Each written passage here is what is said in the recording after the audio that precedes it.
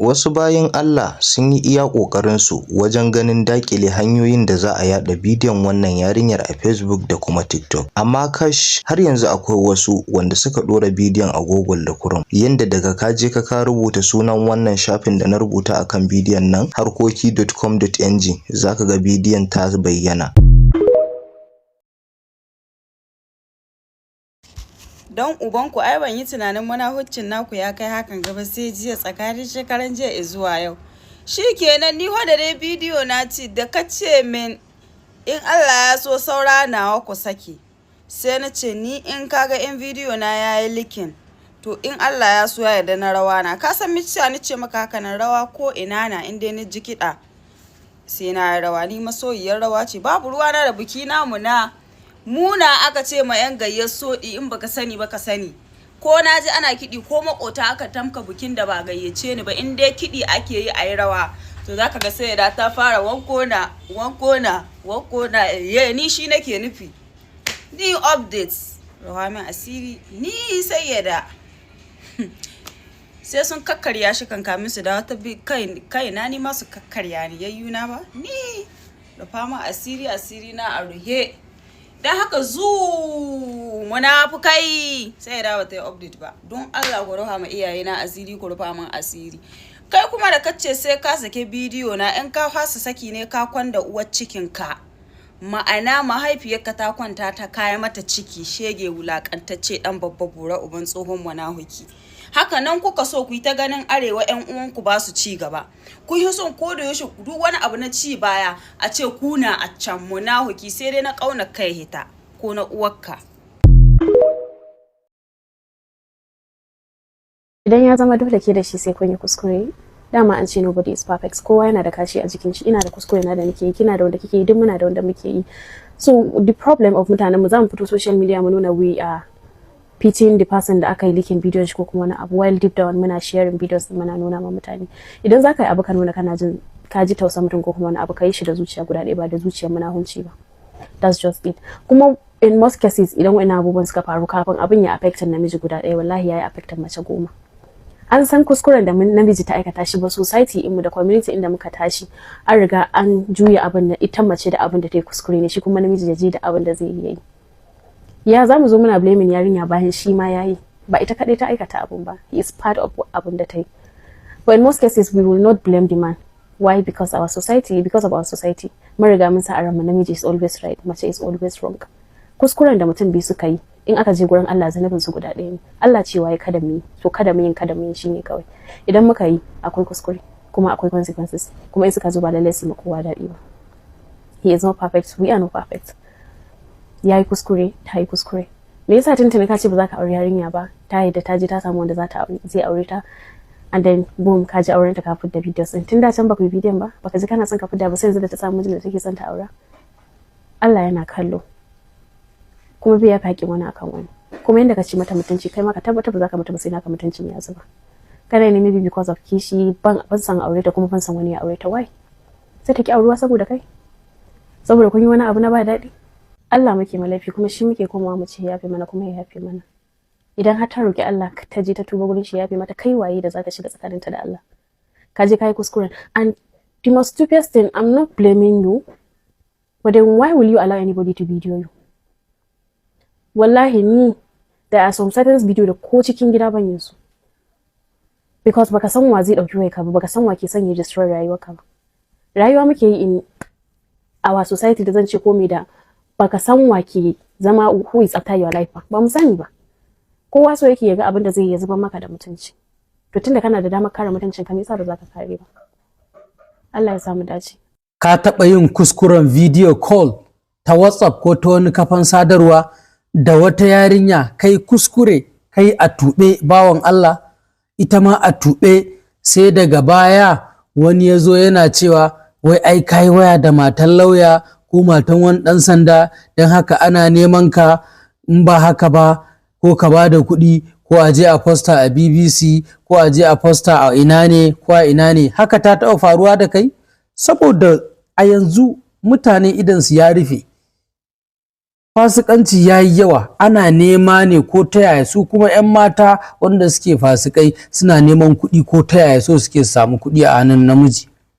To kuma su kuma maza wanda ba su iya riƙe kansu ba su iya ƙoƙarin tsare kansu ba, shedan ya ci galaba a kansu, su kuma sai su je su yi bidiyon tsaraici da mace, daga baya wani sai ya zo ya rika cewa sai ana sawa a labarai, a yau ne ranar kaza ga watan kaza an kama wasu suna fasikanci ko suna bidiyo na baza, don haka za a ɗau mataki. An taɓa haka a cewa human right, an taɓa haka, an taɓa ma haka. To, duk lokacin da wani dan ka yi video call an samu kuskure, ka tuɓe, ta tuɓe ko ta tuɓe, ta je ta yi recording, ka ji wani ya zo ya ce ma wai shi DSS ne yana neman ka, ko kuma ya ce ma wai shi alkali ne, ko kuma ya ce maka wai shi lauya ne yana neman ka, kar ka yadda ka ce ya nuna maka ina ne office ɗin su sai ku zo da lauyanka. Kar ka yadda ka ce ina ne office ɗin su sai ku zo da lauyanka. Za ga ya fara kwane-kwane, za ku ga suna cewa wai a ba su kuɗi. To yanzu da yawa haka suke yi da matan, fasikan mata da fasikan maza, ya su haɗa kai sai an yi video call da mutum ta WhatsApp ko ta ina ne a tuɓe, suka tabbatar sun yi recording, sai su zo su dinga baka tsoro, suna ba wata tsoro wanda ya wannan bidiyon, suna cewa za su je su posta a BBC ko kuma wani abu, su ɗauko mai labaran da aka yi a baya, su zo su yi voice over, yadda ake voice over ɗin nan, su yi su ɗora muryar su ayi kamar ana labarai, sai kuma ka ga mai labarai bakinsa yana magana wani iri, su kuma suna magana, an sa bidiyo ana cewa da a posta.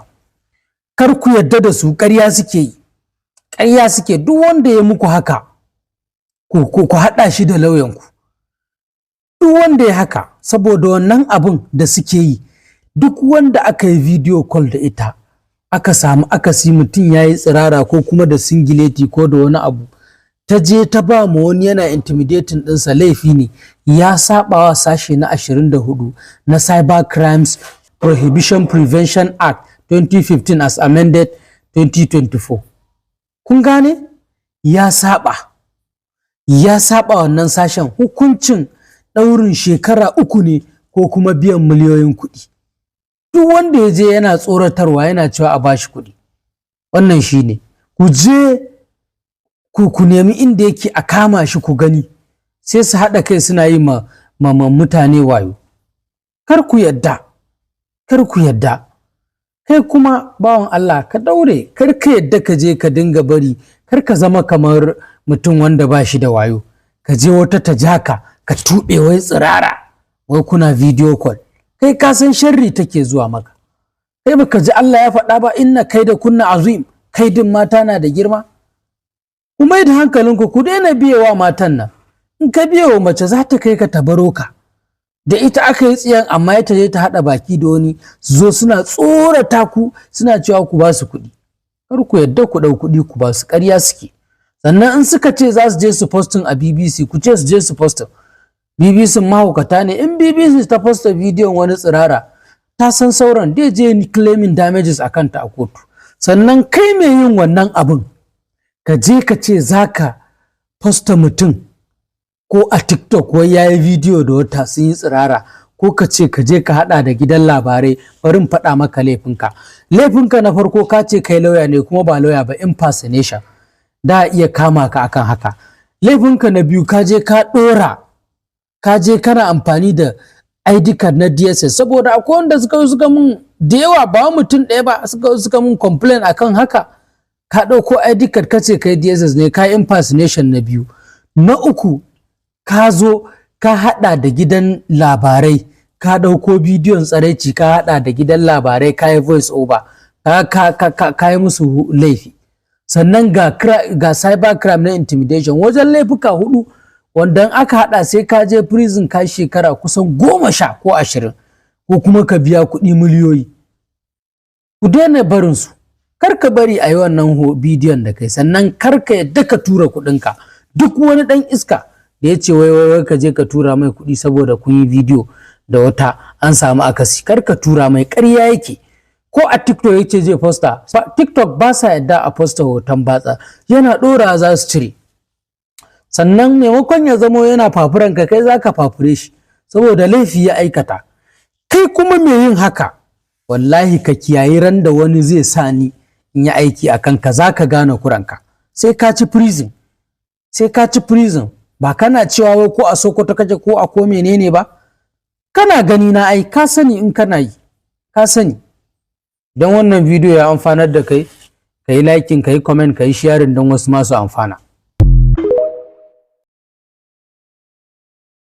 Amma fa akwai sharaɗai na da zan iya kafawa, gaskiya maganar waƙan nan da kuke ba na so.